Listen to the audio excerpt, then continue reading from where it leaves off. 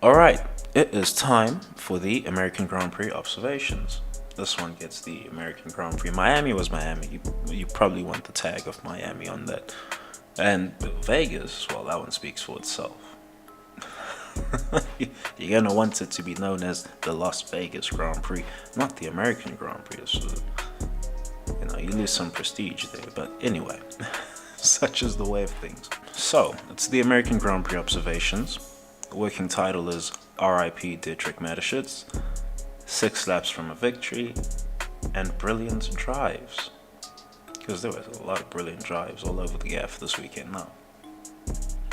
I'm not gonna bother with the young driver stuff or the tire testing stuff, right? They did this tire test.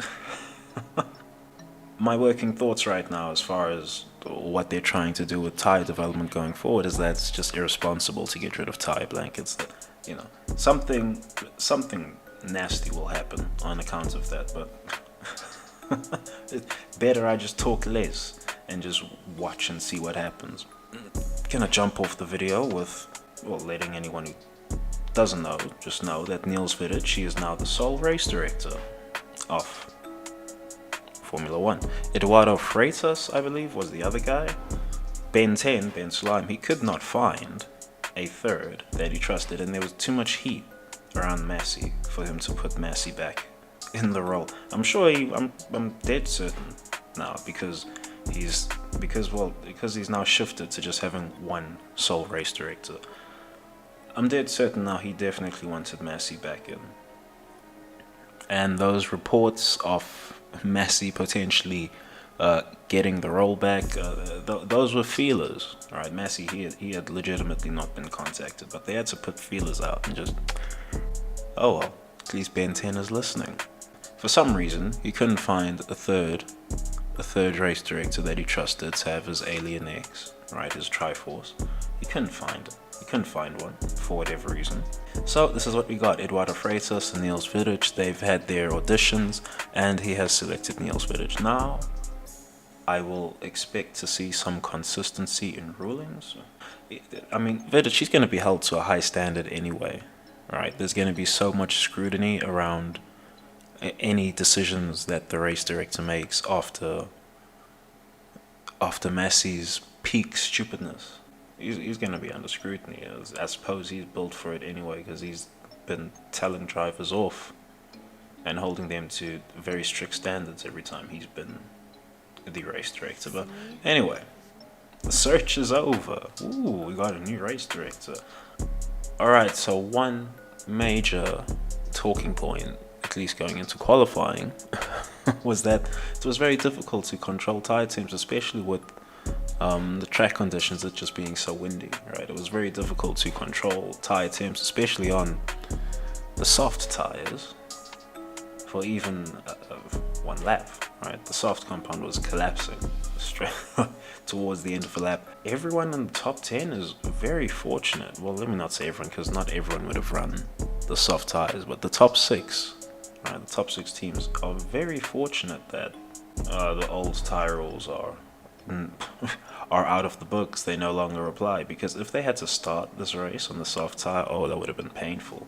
It would have provided an even more fascinating Grand Prix somehow, but oh, that would have been really painful for just all the teams who had decided to qualify in the soft. It probably would have needed to qualify in the soft, although it's fair to say Pirelli would be doing something different with their tire tech if those were still the rules.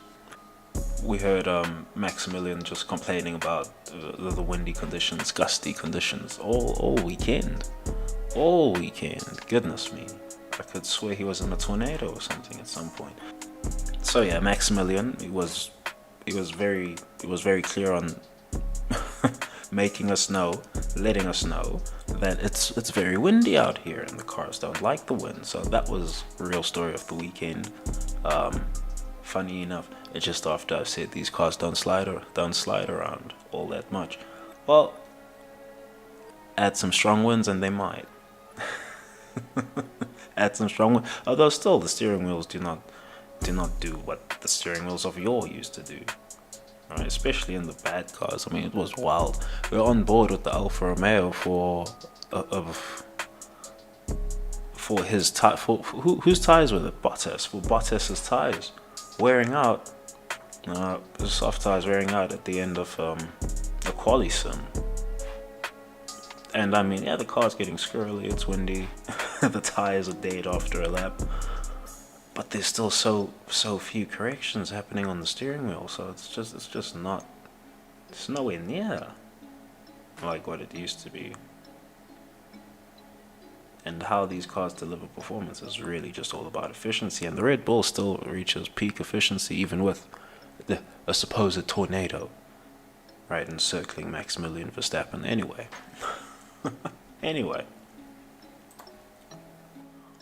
Alright, I gotta unpack Mercedes weekend. Right, so Mercedes had some upgrades. They're still bringing upgrades. So it's front wing upgrade, I suppose.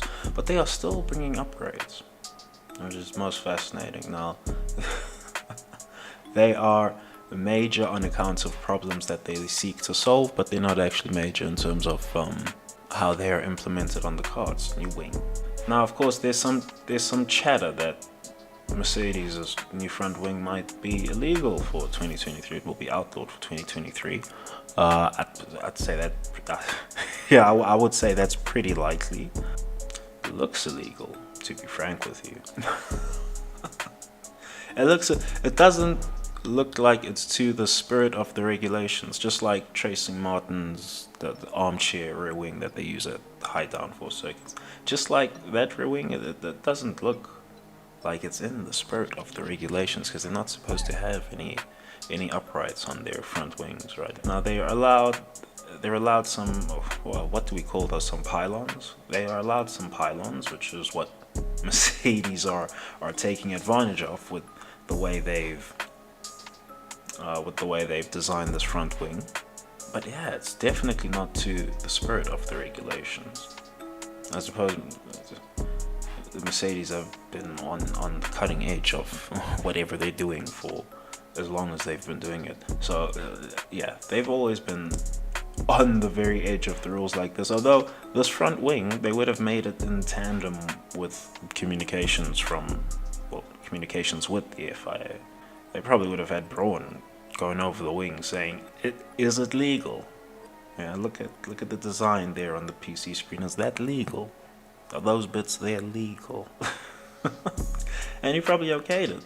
Next season, 2023, will be its own thing.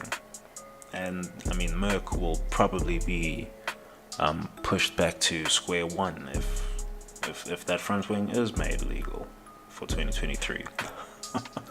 Anyway, they're still bringing upgrades. I was very surprised. Perhaps next season there'll be chatter that Mercedes went over the budget. Well, I mean, pending what happens with Red Bull. Alright, we'll get to that at the very end of this bit. I must say, at the very, very end.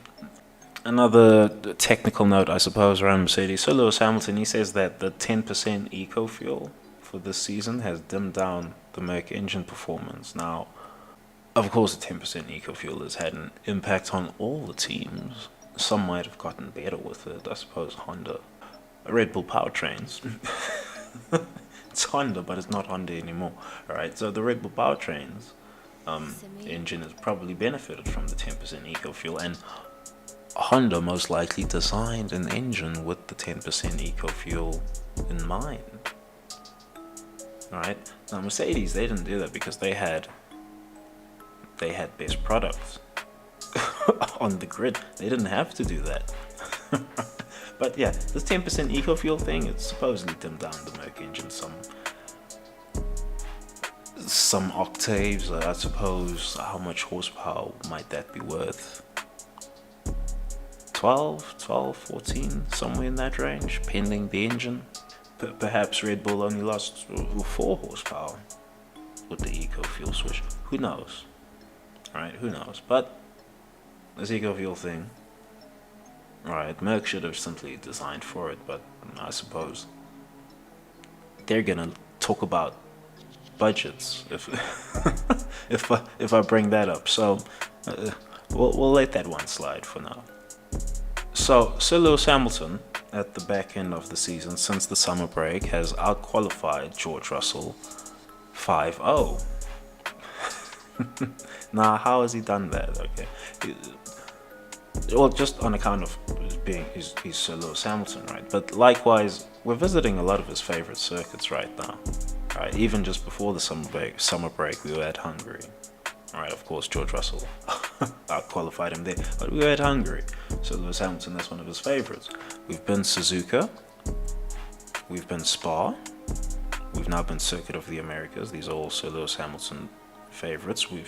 We're going to be going to Brazil, another Sir Lewis Hamilton favorite, and I mean, George Russell, he's feeling the heat right now. Here's the thing about George Russell, right? Because Sainz has been taken out by Russell at turn 1 of this Grand Prix, right? Here's the situation with Russell.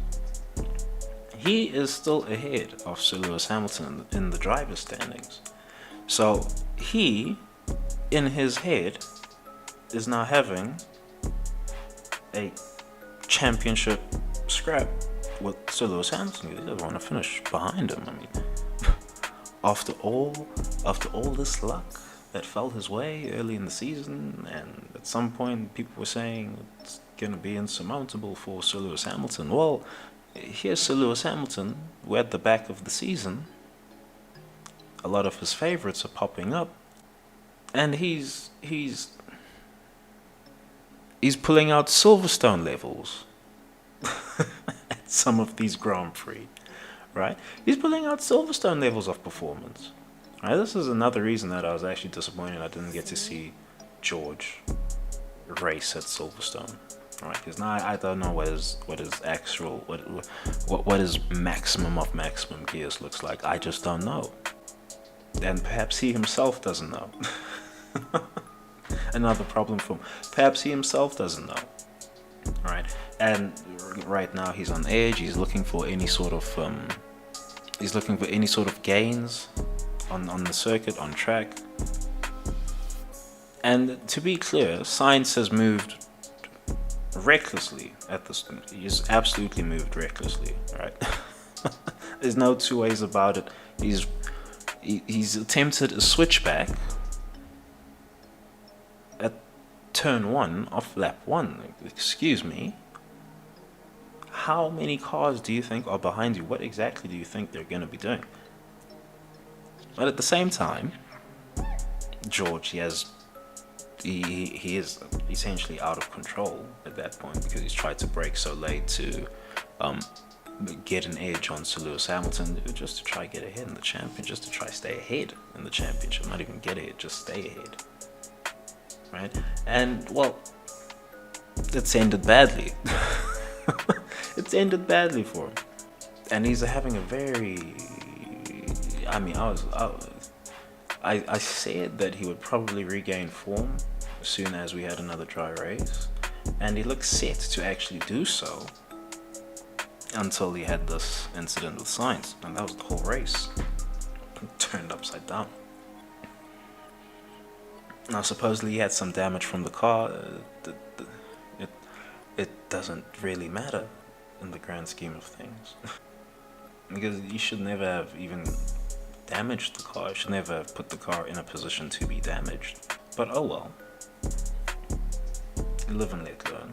Sir Lewis Hamilton, he just drove a brilliant race thereafter. Sir Lewis Hamilton drove so well that I'm not even sure of the efficacy of these Mercedes upgrades. I'm just not sure of them.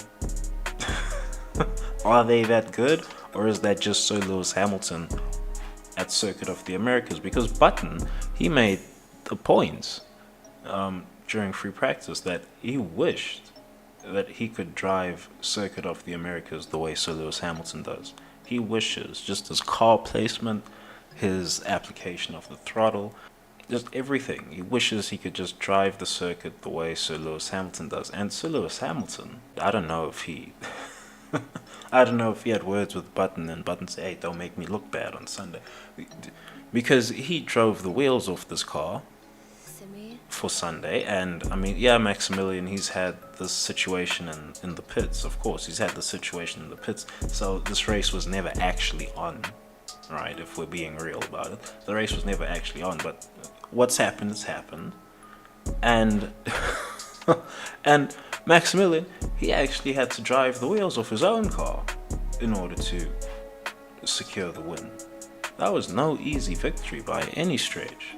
Regardless of however much better that Red Bull is than the Mercedes right now, that was no easy victory by any stretch.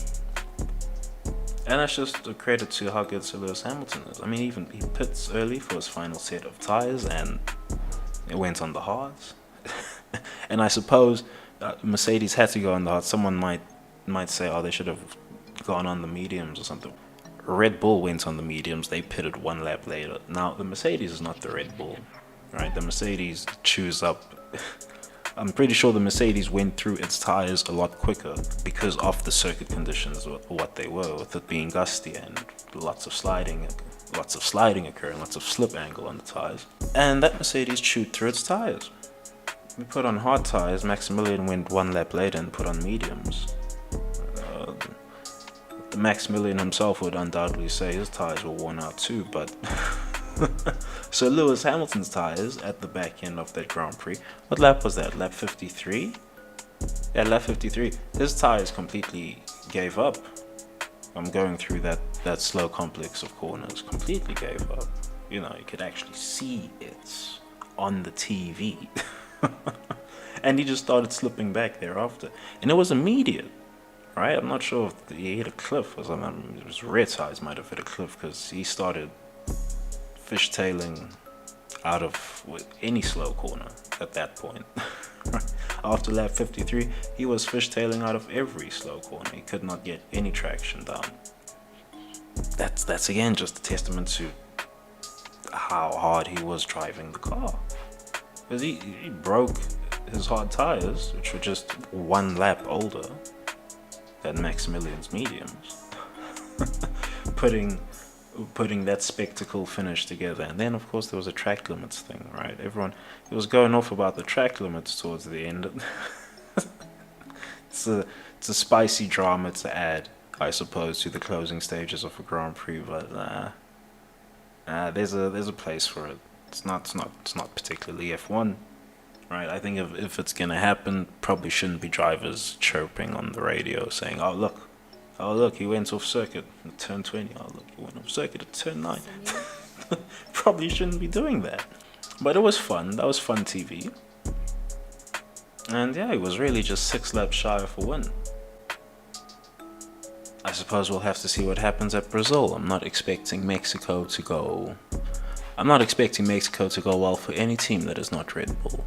Matter of fact, Perez needs to win. Perez needs to win there now, after what I've seen from him this weekend. But anyway, decent weekend from Mercedes. Like I said, I can't speak on the efficacy of their upgrade. I just can't.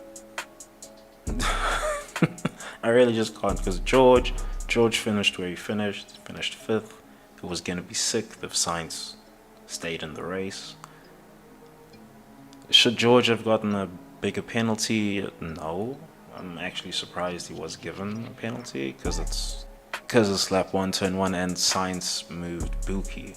Like, Sainz moved Buki. That's just the way it is. It is what it is. Sainz moved Buki. So I'm surprised that Russell got penalized, but I can understand why he got penalized. Because his onboard, he locked up. He braked super late, locked up, and it wasn't a long lockup. It was the shortest of lockups, but it counts. It counts, right? So, unfortunate weekend for George. He is going to learn some pretty hard lessons at the back end of the season, right? And this is exactly why he's at Mercedes. Just the same way Ferrari are doing their learning season over there. Benazzo said it's a learning season for Ferrari. It's a learning season for George Russell, right?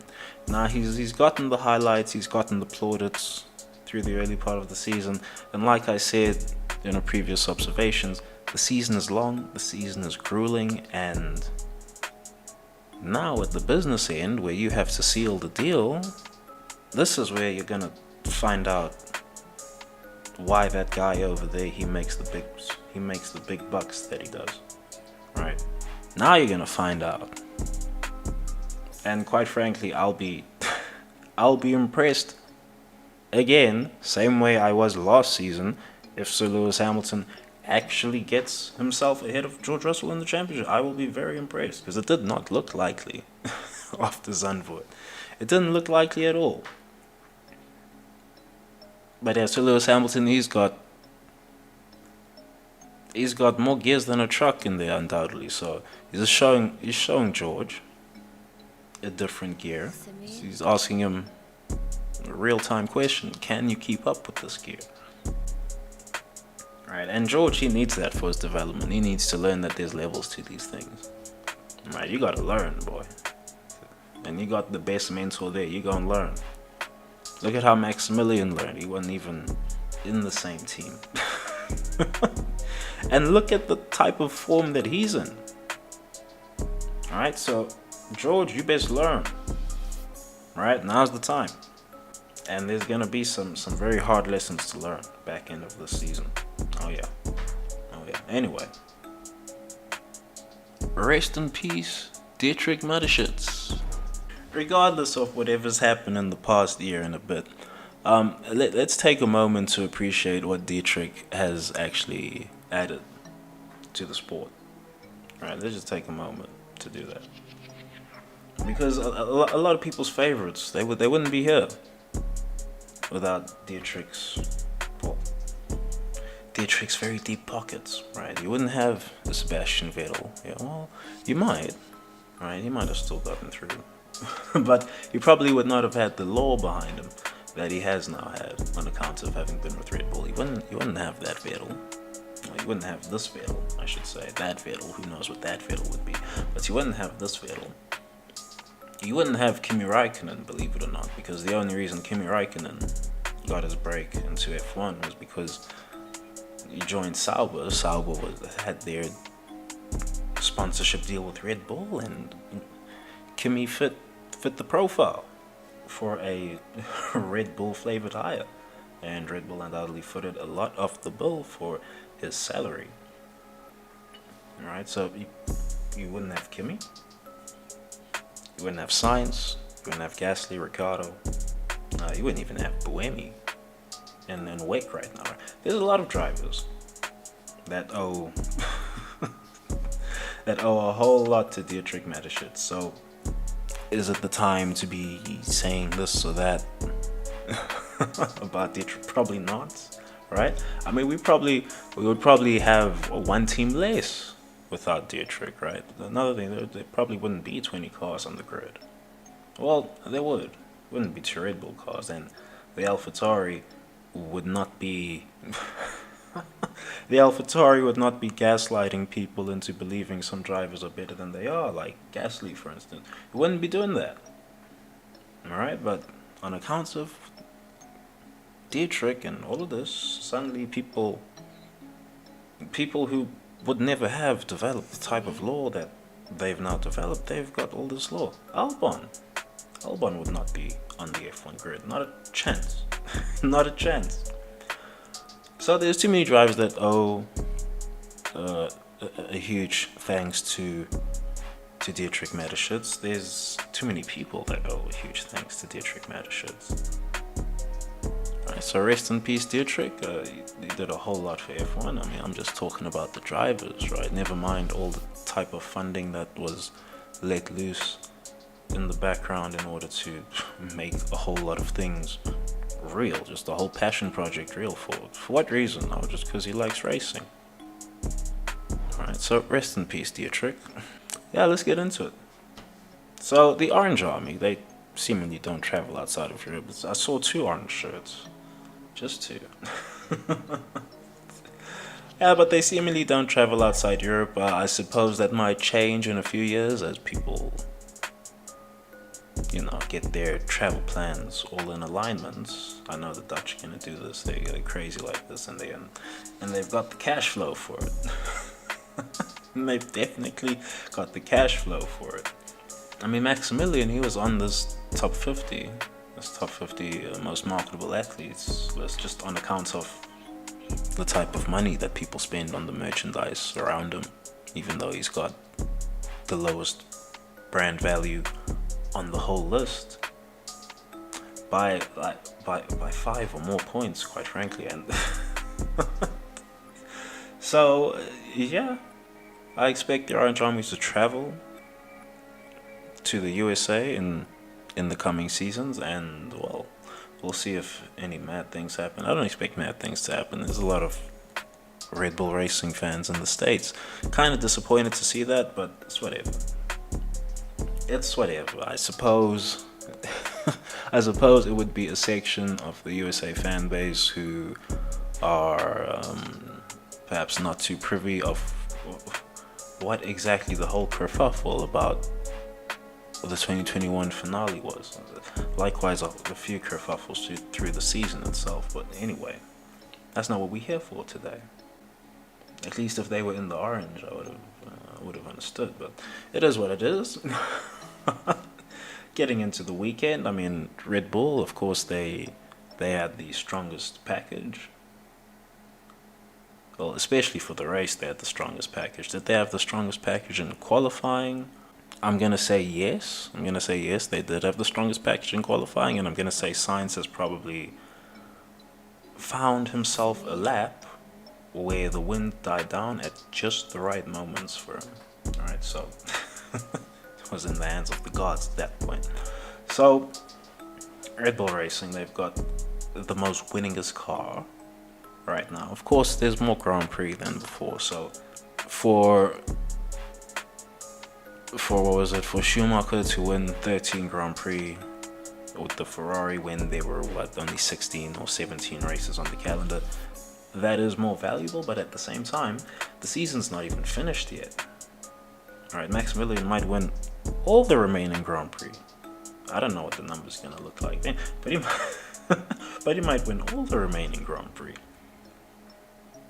And then it's the most winningest car by a whole order of magnitude. I mean, we're talking an order of magnitude at that point. Is it a good stat to have? It's a good stat if you are a constructor. It's a good stat if you are a designer. If you're a driver, not so much, because, well, regardless of what the story of the season actually is, right? In that Ferrari actually had the fastest car from Spain to Austria. They had the fastest car, I believe. Maybe a little further after that, but they definitely had the fastest car for a period of the season and had a more reliable car at the start of the season, Ferrari versus Red Bull. None of that's gonna be remembered in the final take of the season. None of that's gonna be remembered. Right? It's just gonna be that, oh, look at how many Grand Prix this driver won this season. Look at this car. It was so dominant. Da da da da da. And I mean, that will shape narratives going forward. Same thing happened with Sir Lewis Hamilton and Mercedes. Ferrari likewise. A lot of rules were made to try and bring Michael Schumacher and Jean Todt's Ferrari under control, and well, they succeeded in the end. Every car has its own story. Now this Red Bull car, it's a brilliant car. It doesn't look as uncanny as it looked at the start of the season because everyone has gotten their porpoising under control.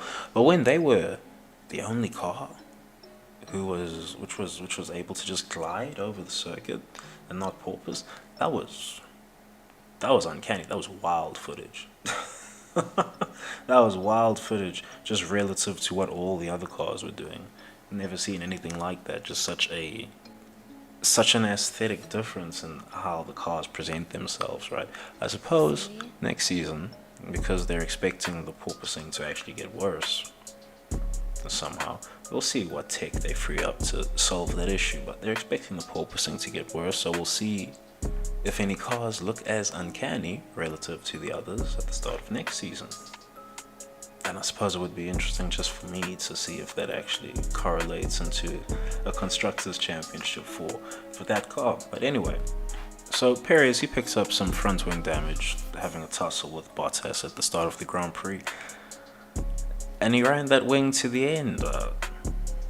I think it was lazy from Red Bull to not change that wing of his, especially considering there was a safety car, 2 safety cars. I think it was a bit irresponsible to not change that wing. They could have changed it and perhaps gotten a double podium and have had 2 Red Bull drivers on the podium for the Constructors' Championship win and all of that. They could have done that. Right, in my mind, they realistically could have done that. Would Sir Lewis Hamilton have finished second? I don't know. I don't know. But they could have done that. In my mind, they should have done that. I suppose Perez himself might have had some input on that and said, "No, it's fine. I'll race with this." Right? He might have said that on account of not wanting to lose time. Who knows? But it's very interesting. He didn't get black and orange flag for when his end plate was hanging off. He didn't get black and orange flag for that. I suppose it wasn't scraping on the ground or anything. There's no sparks coming off of it, and it did shoot off eventually. Right, it shooting off like that actually made me ponder why they don't put the marshals behind, I don't know, what's it, a hut. Yeah, just make a little hut, put some bulletproof glass over there, and then they can stand trackside, no worries. You don't have to worry about, well, suppose it could go into the crowd, but the catch fence will do a job on that anyway. But anyway, alright, that piece of wing, it shot off, and Perez, he decides to just race with that. Someone must have told him otherwise. I'd struggle to believe that I struggle to believe that both he and Red Bull had the same take on, no, we're just not going to change it for the whole Grand Prix, even though there's opportunities to change it. But anyway, he still drove a great race. Perez is getting spicy. You know, Perez is getting really spicy behind the wheel as Mexico approaches. This is why I say he's got to win at Mexico. I mean, before, my argument would be that Red Bull have to fetch him a win in Mexico on account of the serviceman that he has been, on account of Maximilian Verstappen, especially after the Spanish Grand Prix. But things have happened since then. He's won Singapore, he's won Monaco. I think he'll be in really impeccable form at Mexico. And he'll probably fetch a win. I mean, he's definitely peaking in form at the right time. If he's going for a win in Mexico, he's definitely peaking in form. It'll be very interesting to see what happens with him in Mexico. Alright, I mean, the championship is over. Right, gloves off racing now. There's no championship to worry about. Maximilian doesn't have to win the Grand Prix to secure a championship. We'll see what happens. Alright, Maximilian was complaining a lot about the wind. I suppose the Red Bull is more sensitive to the wind than the other. I'm surprised the Mercedes, of course, I've got to put this here.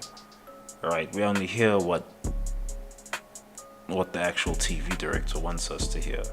Right, we don't hear all the drivers complaining about the gusty conditions or anything. We don't hear about that. Alright, if Alonso did cuss on the radio after colliding with Stroll, then it wasn't important enough to play back. Who's Stroll? It's not gonna rile anyone up. That's not gonna get clicks going. If Alonso said some wild thing about Stroll, it's not gonna get clicks going. But anyway, it's very likely we only heard curated radio of Maximilian Verstappen in regards to the wind. It's likely everyone was complaining about the wind, but it's notable because, well, the guy in the best car is talking like he's in a tornado for the whole weekend. He was complaining about the wind, right? So I suppose there's that. Oh, the best car is having an issue with the wind, so everyone, just by the simple reductive logic, is having issues with the wind. Alright, if that's what they want to communicate, all power to them. Now, Maximilian, he was having drivability issues with engine strats in the middle of the Grand Prix. Now, here's my question about engine strats. Right, every team has their engine strats, right? Every single team. Your favorite team has engine strats, whatever those are. Now, here's my thing about engine strats. Engine modes were banned. Supposedly, they were supposed to be banned in 2016. Everyone was still talking about engine modes up until last season. Now, and was modes and strats last season. Now it's strats. What exactly is the difference? How it seems allowed to do this?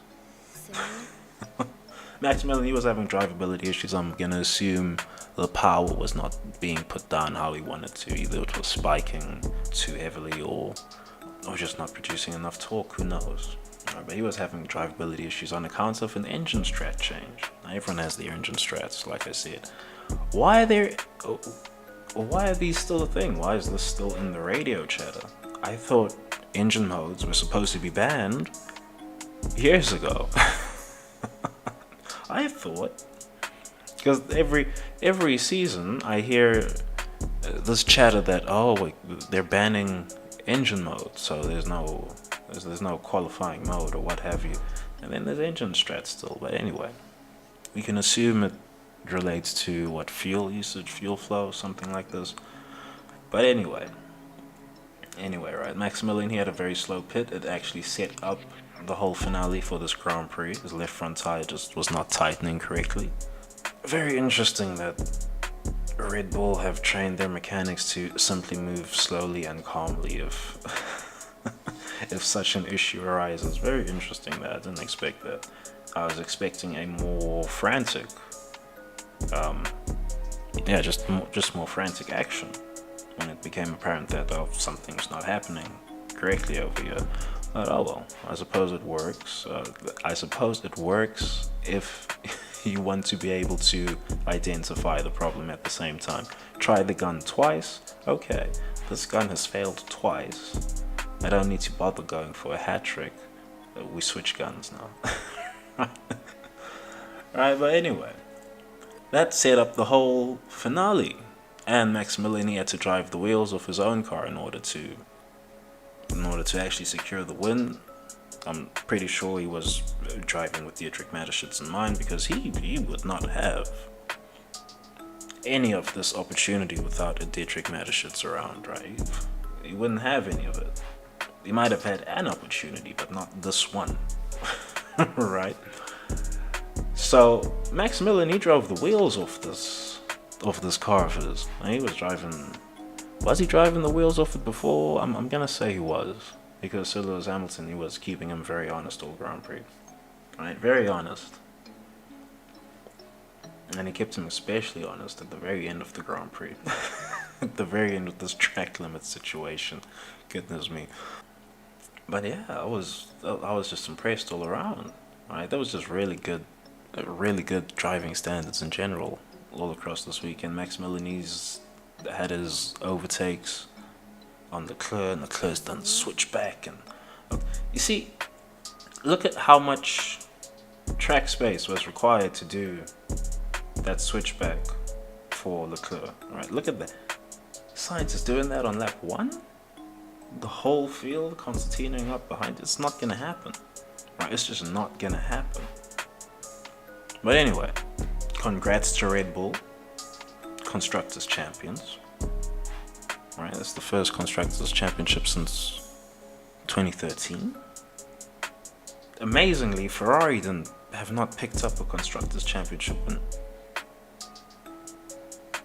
in over a decade. Goodness me, they might be a dead. Let me not talk like that. But yeah, very interesting. Ferrari have not picked up a Constructors Championship in any of these championships since Red Bull first won a Constructors Championship to them now winning this. Is this their 5th Constructors Championship? They haven't picked up not a single one, Ferrari. Right, not a single one. That's alarming for them. That's powerful for Red Bull. Powerful for Mercedes. That's alarming for Ferrari. But anyway, great weekend by Red Bull. Perez is in great form. Maximilian, always in great form. Good weekend to be in form. Good way to send off Dietrich. And yeah, Constructors Champions Red Bull. Well done. Well done to all parties involved. Alright, so Ferrari have had some mixed fortunes for weekend, right? Sainz got the pole. At some point might have thought he was going to win. I was not expecting him to win. I did not expect him to be taken out at the first corner. Right? I mean, well, if Sainz didn't have any bad luck, he would just have no luck at all. Sainz was taken out at the first turn. I do believe Sainz should have been a little more responsible with the way he placed his car, considering it was lap 1. That would be a very different maneuver if it was a rolling start, right? F1 doesn't do rolling starts in the dry.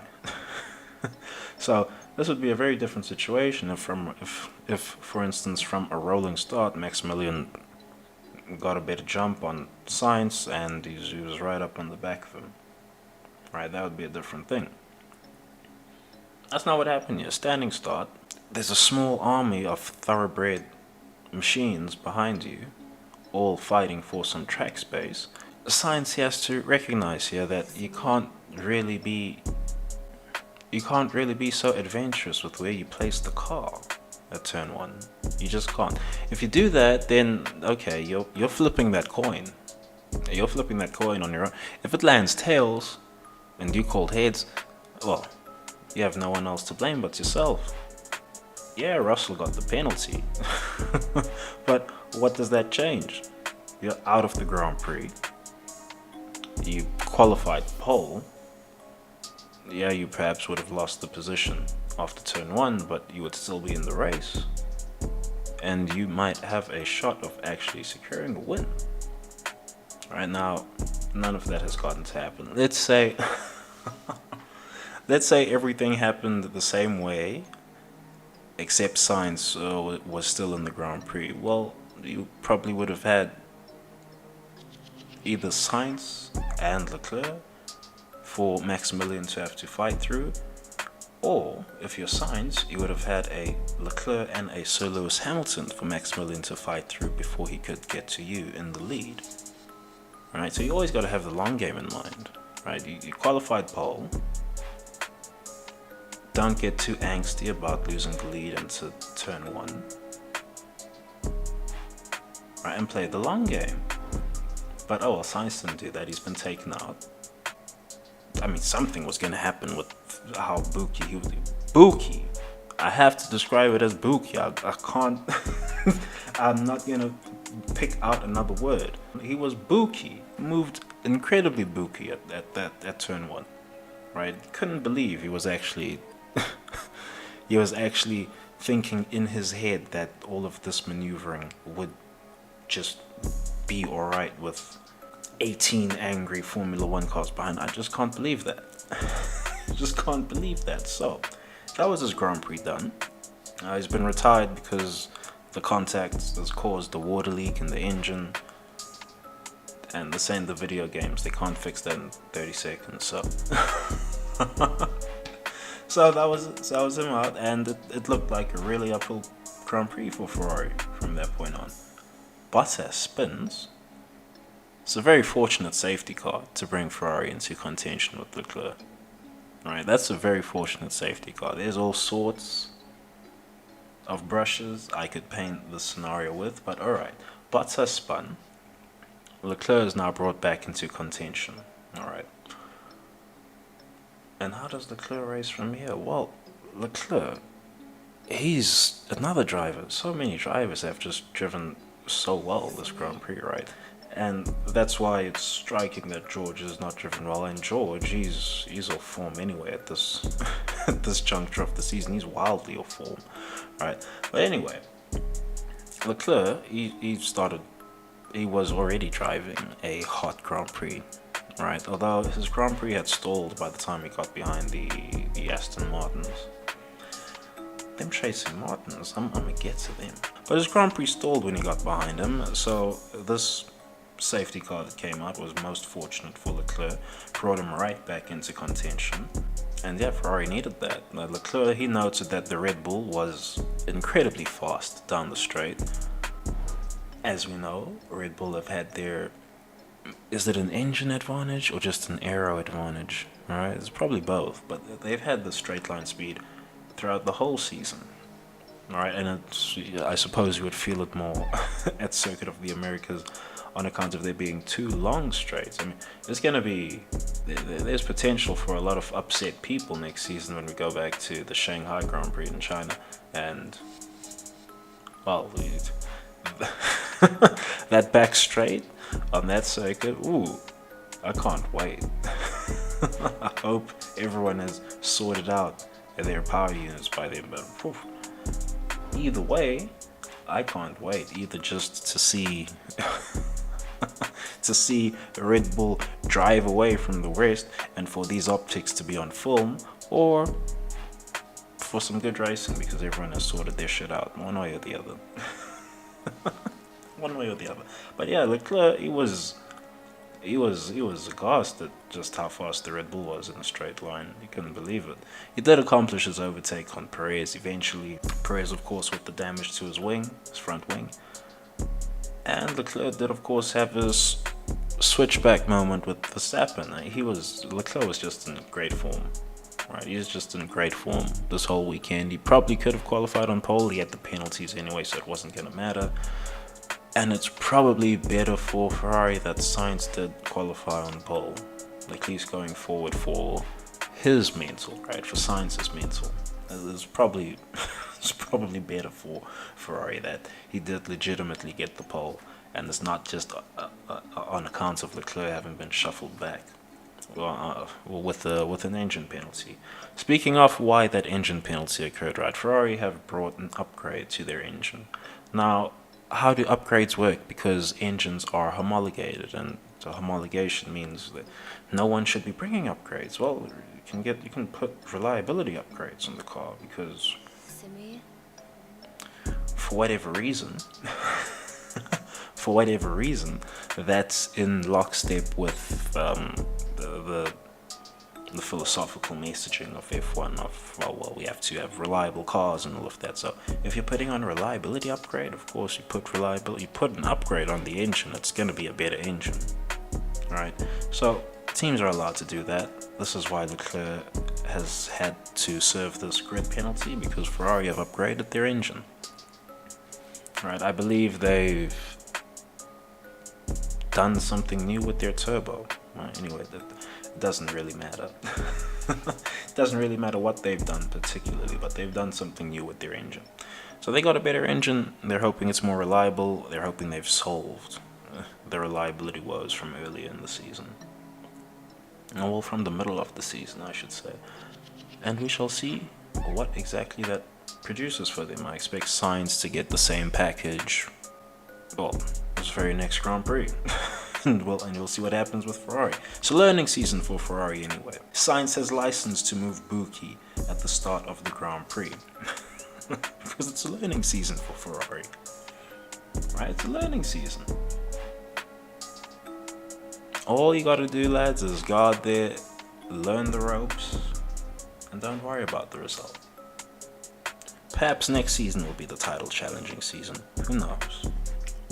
Alright, so the Tracing Martin has seemingly come alive at the back end of the season. Now, of course, I've been silently impressed with Stroll throughout this post-summer break period. Just like Sir Lewis Hamilton versus George Russell, he too has outqualified his teammate 5-0 since the summer break, Lance Stroll. Could you believe that? It's Sebastian Vettel. Sebastian Vettel, the same guy who just broke his 3.5k cap on laps led for an F1 career.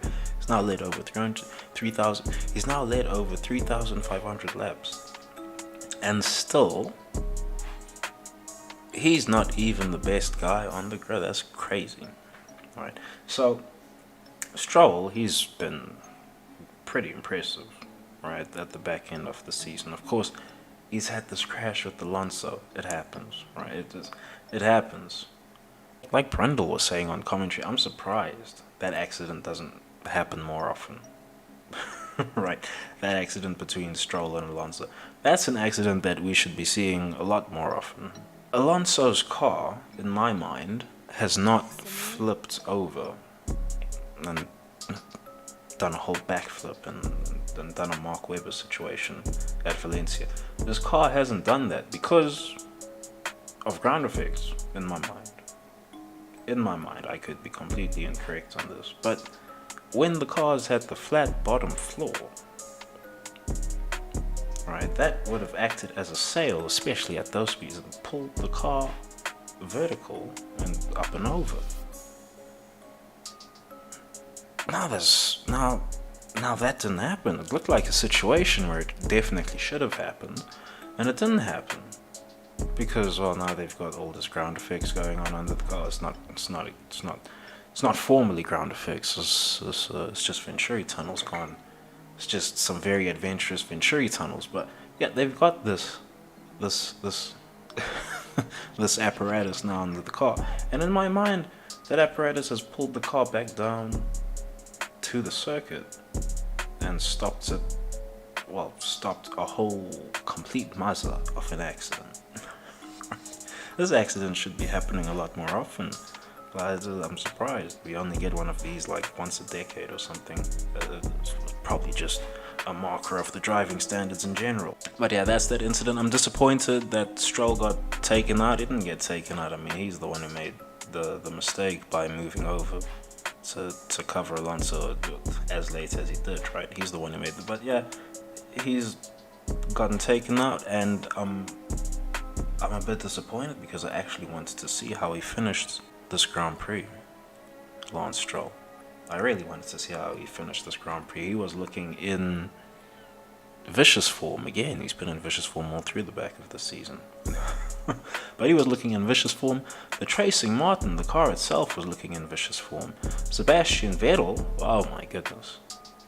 What he did at the back end was just through the middle and the back end of this Grand Prix. I should really be giving him credit throughout the whole Grand Prix, but Lance Stroll was stealing the plaudits for a second at Tracing Martin. But what he's done throughout this whole Grand Prix has just been immense, Sebastian Vettel. You know, I think it's landed for him, this decision that he's made to retire. Right, because he could have raced 3 more or 4 more years as far as I'm concerned. So I think it's hit him now, this decision that he's made to retire, and my goodness. Him keeping his foot in, trying to get around Magnussen around the outside of, what was that turn 19 right-hander? Was that turn 19 or was that turn 18? Whatever that is, that huge mega right-hander that's modeled after the Istanbul circuit. Right, he kept his foot in. Right, the car got squirrely on him in the middle of the corner, and he kept his foot in. You know, that's the mark of a man who knows that he's never coming back here again, and this is your last time to make a memory here, and my goodness. And it, you know, good for him. Really good for him, because he had a shambles of a stop, you know, after having just run in the lead of the Grand Prix. Imagine the finish he could have had then. He probably could have been either battling George Russell or battling Lando Norris and Alonso. Right, he could have been battling them.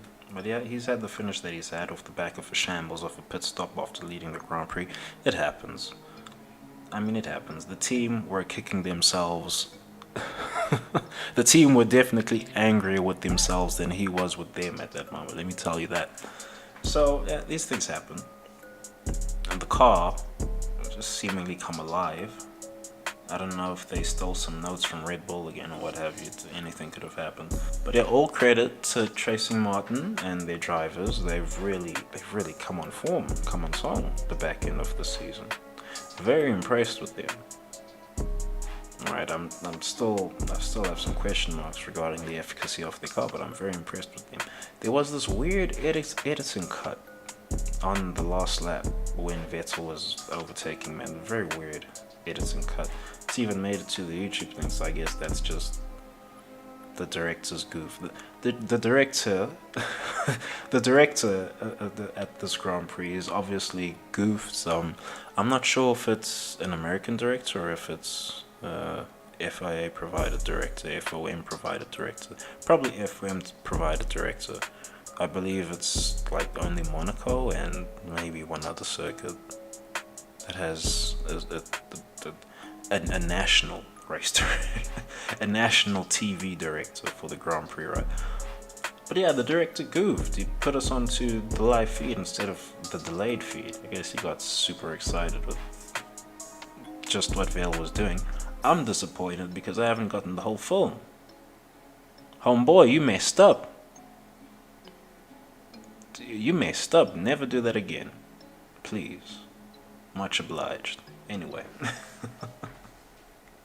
Alright, Alonso, he's been all over the gap. Alonso's been in a literal war this Grand Prix. Couldn't believe this. But so, one, he's had this massive accident with Stroll. That accident, that accident could have been so much. That accident could have been so much worse than what it was for both Stroll and Alonso. Alonso, the car could have flipped. I've already said why I don't think it flipped. I'm very impressed that it didn't flip, but this car could have flipped. And Stroll,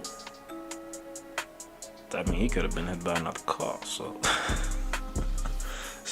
they were very fortunate that things panned out the way they did for this incident. And Alonso, I don't know how he's driven the Grand Prix that he's driven, because of course his car is mosh up after that accident, right? His car is mosh up, right? Of course they replaced the front wing and whatever can be replaced, but an impact like that, a lot more than is damaged after that, right? A lot more than Of course the mirror was shaking all throughout after that. I was actually relieved when it did break away from the car. I was actually relieved because, well, it had to break somewhere, right? It just had to break somewhere. Thankfully, it went plop right down onto the circuit, and it didn't shatter. The mirrors are built incredibly strong. Right? It didn't shatter, but that that was just a marker. Again, of another brilliant drive. There's so many brilliant drives this weekend. So many brilliant drives. Alonso, I don't know what's exactly happening with this post-race protest right now. Because Haas protested that Alonso is driving around with damaged car. You've given our driver the black and orange flag in all these other Grand Prix. You didn't give anyone the black and orange flag this Grand Prix. For what? For what? I can understand Haas being upset. I really can. I really can understand them being upset. But yeah, they're correct to launch the protest that they've launched. And quite frankly, Alpine are correct to launch a counter-protest. Because, I mean, cars have finished Grand Prix many times over the years with a mirror missing or what have you. This has been the thing. When the V8s were first brought in, right, teams actually had a problem with keeping their mirrors on the cars because the engine vibrations would just shake them off over the course of a Grand Prix. Incredible film you could go and pick up through the. You can see it happening at the Spanish Grand Prix of 2006 or something. You can go see it there. But anyway, less of that. Yeah, Ocon, he's been nowhere this Grand Prix. Of course, he had whatever penalties he had after qualifying with engine, with power unit replacements and what have you. He had whatever penalties he had. He was nowhere. Right, for a second, I thought he was gonna sneak a top 10 finish. Turns out he still had to pit. And that aside, there were just too many good drives around him. Right, there were just far too many good drives around him. Ocon, he's the type of guy where if other guys are kind of off form, he can find himself in a good spot, in a good position. Alright, and now suddenly everyone's brought their A game for Circuit of the Americas. Everyone's driving 11 out of 10. Not exactly everyone, but everyone who matters is driving 11 out of 10. And he couldn't match them. He just couldn't. He's in an Alpine. Alright, Alonso, he had to drop to the back of the field after getting his repairs for this incident that he had with Stroll, and he still managed to finish well ahead of Ocon. Of course, he's been penalized afterwards, but on circuit, he finished well ahead. Now, of course, there's a whole lot of excuses and Ocon could throw. Oh, well, look at all the pieces that came off his car. He's lost all this weight from his car. He's got an easier car to drive. Well, the car is not designed with these things missing in mind, so... So, quite frankly, Ocon... Yeah, that's not a good look. That's not a good look. Alonso, he is just this good, right? It is what it is. But that's not a good look for Ocon. It's not a good look for Alpine either. Alright, I said this ages ago, and after this whole Piastri saga, it's not a good look for Alpine. It's not a good look for Ocon. Alonso being this good, it's just not a good look.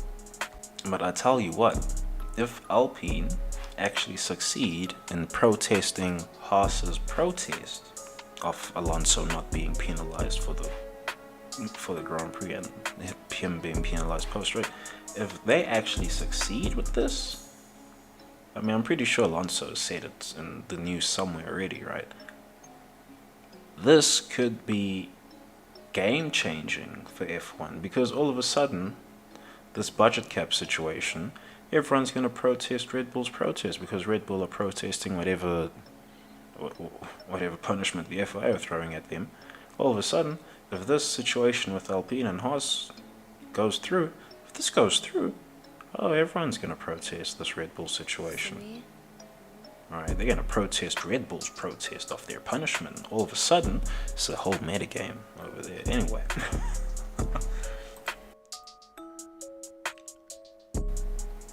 Alright. The battle of the fates at McLaren was long over. Alright, it's long over. But Norris, he's driven a brilliant drive. And by contrast, what exactly has happened with Ricciardo? What's happened with Ricciardo? I'm not even going to talk about this Friday horse situation. I'm not even going to talk about that. All right, I really don't even care about it. All right, if that's what this guy's going to do, then that's what he's going to do. What matters is what you do on the Sunday. And Ricciardo, he's just been nowhere. Absolutely nowhere. I mean, he's battling with baby Schumacher and Latifi at the back of the field after 2 safety cars? No. Whatever's happened with Danny Rick, yeah, his MK handlers pulled the plug on his project, said, nah, this ain't the guy. Forget about getting a good performance out of him. This is just not the guy. Who knows? Who knows? Yeah, I'm sure an MK Ultra narrative would be very comfortable for any Ricciardo fan right now. He's just off it. He's gone. He's finished. The lad's finished. It's probably just landed for Danny Rick that he's not gonna see Vegas. Alright, now it's landed. You're not gonna get to race at Vegas. Maybe in a GT car, who knows? Maybe in a NASCAR, an Indy car. Not gonna be an F1 car. It's just hit him that this Norris guy, he's a bit of a problem. Alright, this Norris guy is a bit of a problem to have in the other seat, because it's making him look bad. He's a bit too good. How good? Who knows? But he's a bit too good. Probably not as good as he himself thinks, because he thinks he could. He's thinking correct, right? I shouldn't knock Norris for this, because he's thinking how he's supposed to be thinking when he says if he and Sir Lewis Hamilton were in the same car, that he believes he would beat Sir Lewis Hamilton. Great. You're supposed to think that if you are a driver who's got any serious ambitions in F1. You are supposed to think that. But boy, look at what's happening with George. It ain't... Whatever you think it looks like from the outside, believe me, it's not like that. Right? It is not like that. And a lot of men are gonna have to take heed from people like Bottas and Rosberg. And just pay attention to how Alonso and Maximilian Verstappen compose themselves around Sir Lewis Hamilton on the circuit. Just take notes of that, because it's a different thing racing against that Sir Lewis Hamilton than it is racing against any of the other drivers on the field. It's a different thing. Maximilian, he is his own beast, right? Don't worry about Maximilian. He is his own beast. Just in the same way Sir Lewis Hamilton is his own beast. So don't be talking ahead of yourself like that. But good on you for thinking that. Good on you. Stay headstrong. Lando Norris. Stay headstrong. You're gonna need that. Because if you don't have that, well, the sport will grind you down. Look at what's happened with Ricciardo, right? Ricciardo, you know, I talk about the ultra high standards of driving around the weekend, or from everyone that mattered, right? Your Sir Lewis Hamilton, Verstappen, Perez, Leclerc, Alonso, Vettel, Norris. Could even add Magnussen to that list. Could even add Albon. Right, Albon, he's just in a Williams, right? Could even add Albon. could possibly even add Tsunoda. Tsunoda's had a really great drive here. By contrast, worst drives of the weekend: Baby Schumacher, Nicholas Latifi, and Danny Rick. Danny Rick, you're in bad company. Right, you're nowhere. You were nowhere. You're behind Gasly, and Gasly, he had a weekend of penalties. A weekend full of penalties. Penalties in qualifying. Penalties on race day. Didn't serve the penalty correctly. Penalty reissued. Yeah. And they finished behind him. These three drivers finished behind. That's the worst type of optics you could produce at this part of the season. The worst. Right, Baby Schumacher, this might be the drive that gets Hulkenberg that Haas seat. Oh yeah, this is the drive that gets Hulkenberg that Haas seat. Danny Rick, this is the drive that tells Gunther, oh hell no, I ain't going with that Ricciardo fella. Look at him. What a mess. Like, you know, and Latifi, this is the drive that tells people, oh, that money that he bring, that ain't worth it. Because you don't have a second car if you have Latifi in the car. Right? This is terrible company to keep yourself in. Terrible. And they all finished behind Gasly after the disaster of a weekend he's had. Alright, Brad Pitt. He was at the Circuit of the Americas doing some scouting as to what could we possibly do with a Formula One movie. Well, the things you could do, Brad. The things you could do. Right? Look at that. The weekend threw up all this. Suddenly, all of a sudden, in the final stages of the Grand Prix, boom, just the whole heap of jeopardy is just thrown onto the Grand Prix. Oh my God, Sir Lewis Hamilton, he might keep the streak going. He might win the Grand Prix. Oh my goodness, Sebastian Vettel, he's leading the Grand Prix. Oh my goodness, Maximilian. Oh, he had a poor stop.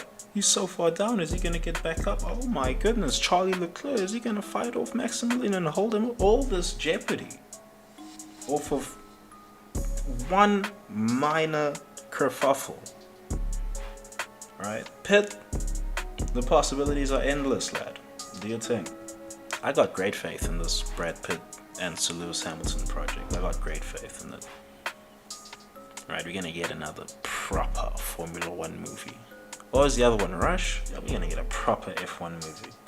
Another one. Oh, this one gonna be modern. Now, I'm gonna try and fish up onboard footage from Maximilian Verstappen overtaking Sir Lewis Hamilton, because his wheel arches were doing something I've never seen them do all season. I say that any car could have done this at some point in the season with their wheel arches, but well, I was looking at the wheel arch this time, right? And the way it moved, I'm not sure if it was reacting to the wind conditions on circuit, or if it was reacting to the dirty air that's coming off the Mercedes as sidewash on account of their new front wings. But yeah, I've never seen the wheel arch move like that. I don't even know how to describe it, right? It looks almost like it's broken, and it's definitely not broken, right? But it looks almost like it looks almost like the thing is broken. And like there's just so much force. There's just so much force being put on this little wheel arch from the air that's moving around, and I mean, you can literally see, like just visibly see with your own eye. You don't even need like the flovers or anything as to, oh wow, this wheel arch is policing all this dirty air that's coming off the Mercedes, and it's moving more booky than Sainz moved in lap 1. That was super fascinating to me. I'm definitely gonna fish out that footage for this vid anyway. Alright. The vid is going to end after this, but I'm not talking about the young drivers or any of that. I mean, there's some interesting stuff with the young drivers, but it's not important on account of things that have come to light. Right? So as a formality, I have to cover this whole budget cap row. Alright, and I really resent that Red Bull have even put that. Do I blame Red Bull? Do I blame Horner? Someone has had the final decision on something here, and someone needs to be blamed, because I really hate that they've put F1 in this position. Alright, F1 didn't need this. Coming off of 2021, this is the last thing that it needed. And why is that? Alright, because Horner, he's made his talk and it's unfortunate that he's talking this way with Dietrick Mateschitz dying in the same weekend. It's unfortunate, but Horner he was chatting. Alright, Horner, he chats, right? This could have been the spicy kitten thing, but I probably gotta change the intro now. Oh, I don't know. I'll keep the intro for a bit. I mean, I'm not gonna change it in a hurry. And there's a whole lot of stuff that should be getting a spicy kitten video that's been said, but I digress. So Horner, he said some stuff. He's mad that some of his staff, his children, are being bullied at school on account of people like Zach Brown talking loose in the media, saying, oh, they're guilty of cheating and all of that. So this is gonna serve as a lesson, right? I need this to serve as a lesson for Horner, for all the people who don't quite grasp how big a problem this budget cap thing is. Right? Even though I'm still expecting this thing to somehow be quietly swept under the rug, and for even the likes of Mercedes and Ferrari to okay it and do their own budget cap breach in a season's time or something, right? Here's the underlying issue, because now this thing has hit the children's playgrounds, right? And it's fascinating to me that it's hit the children's play, because it was all the rage for these kids to undoubtedly be saying, like, after Maximilian has won championship and we can blame Massey for his regulatory infringements, you know, we can blame him for all of that, right? So it was all the rage for the kids to say, oh, well, my dad, he works at Red Bull or Red Bull Racing, or he's a mechanic, or he's an aerodynamicist, or my mom's a strategist, or what have you. It was all the rage for that to be the news on these playgrounds. And all of a sudden, now that there's this budget cap row, every other team followed the letter of the rules, except one. And the kids, it's very important that it's the kids that I talk about here, right? They're children, the children, the little devils, as it were, because they've got a very clear-cut morality, right? Children do not have this nuanced morality that the adults have and all of that. Forget about that. That's too complicated. It doesn't serve them. You got a very clean-cut morality, and by the kids' morality, oh, Your parents a cheater. Ooh. And really, the staff have nothing to do with it. They're none the wiser as to what exactly Red Bull are actually spending or not spending. They're none the wiser. And Horner really did a disservice by saying they were buying them free, saying it was buying them free lunch. That was that one. All right. Oh boy. But yeah, now the kids have come to the very simple conclusion. They agree with Zach Brown. Oh, they cheated. So now you're the son of a cheater. You're the daughter of a cheater. No, you cheated at the game, so you didn't even win properly. And now these staff's kids are being bullied because these things are rampant. F1 has reach. F1 has reach like nothing else on the planet. Like nothing else. Forget about your football. Forget about it. Right? I've already said football. Forget about it. Basketball. Forget about it. The NFL. Forget about it.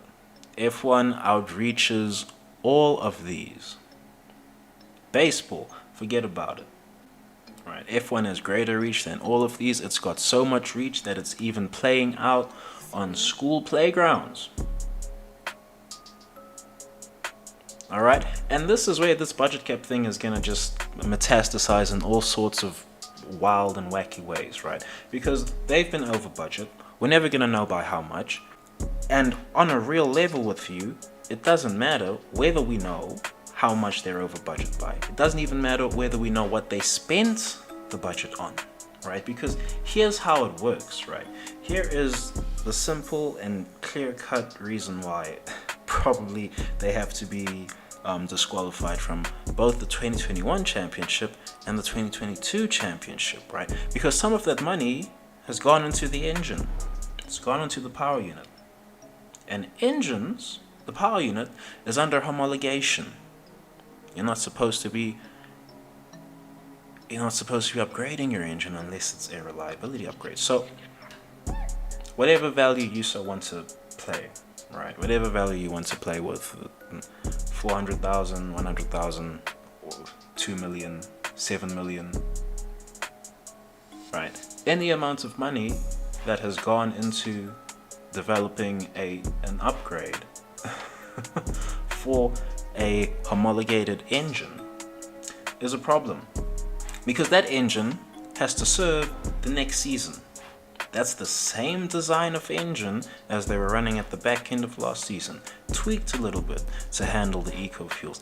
It's the same engine. They put unlawful money they put illegal money into that engine, and that engine carries over, and it will carry over into the next season and the season after that until we get into a new spec of engine. Right? So any amount they were over, it's now problematic. Right? And the longer that this thing cooks away and the longer people are given to think about it, the more problematic it's going to become for Red Bull. They should have taken that initial deal of having their budget restricted and their wind tunnel time cost. They should have taken that initial deal and sorted out some backroom and sorted out some backdoor payment to get some secret wind tunnel time. They should have done that. They didn't do that. All right, they didn't do that. Instead, they've opted to protest their penalty. I don't know why they're allowed to do that. I suppose as F1, every team can protest whatever penalties come in their way, including Ferrari. Who knows, Ferrari might even be able to veto a whole penalty that comes their way one time. But we're not going to get into that. But yeah. Any amount that they're over, that some of it has gone into the engine, and that engine has to play for the next 3 or 4 seasons. Right, that engine has to play for the next 3 to 4 seasons. And it's got an illegal upgrade in its history. So now it's major problems for F1. I don't know how they're going to solve this. I don't know why they're letting Red Bull play games, but I digress. Right? That's the vid. Thanks for watching. Peace.